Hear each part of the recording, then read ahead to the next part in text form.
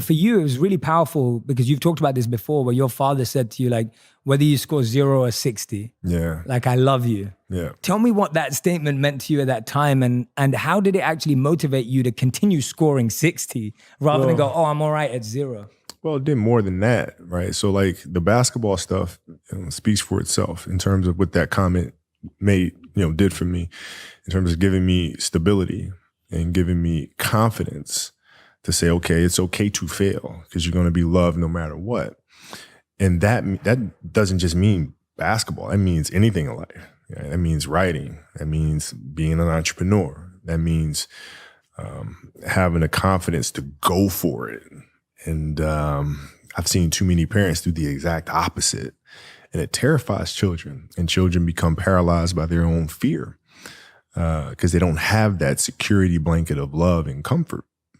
Yeah, absolutely. How have you been able to, in your life, see past the cloud of emotion to actually execute on things? Because I think what we were speaking about earlier, this challenge that young people have today, everyone has today, of just so much information, so much cloud of emotion, so many feelings, so much childhood baggage that you're bringing. Like, how have you always cut through that and execute on that? What I try to do is just try to be still and understand that things come and go, emotions come and go.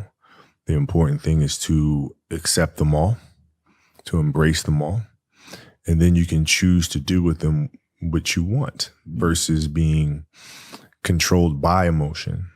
A lot of times I've seen players, even myself, when I was younger, being consumed by a particular fear. And to the point where you're saying, okay, it's not good to feel fear. I shouldn't be nervous in a situation like that. And it does nothing but grow.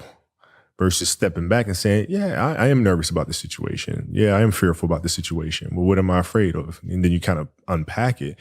And then it gives you the ability to look at it for really what it is, which is nothing more than your imagination running its course, Yeah, absolutely. Yeah, I love that because what you're saying is that when you're dealing with something, it's almost like, how can I get to the root of it? Yeah. Because sometimes what we're dealing with, like you're saying, it's an imagination, an illusion. It's not really...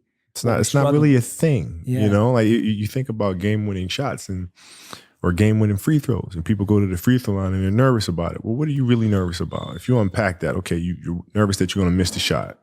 All right, so you miss the shot, then what happens? People are going to be embarrassed. You're going to be embarrassed because thousands of people, millions of people see you miss the shot. All right, and then what? People are going to talk bad about you. Okay. Right. And so you're looking at it and you go, are those things even important? You know what I mean? If that is my fear, like what is, you worried about letting your teammates down? Okay. Have you let them down before? Oh, I'm sure. In practice and things of that nature, right?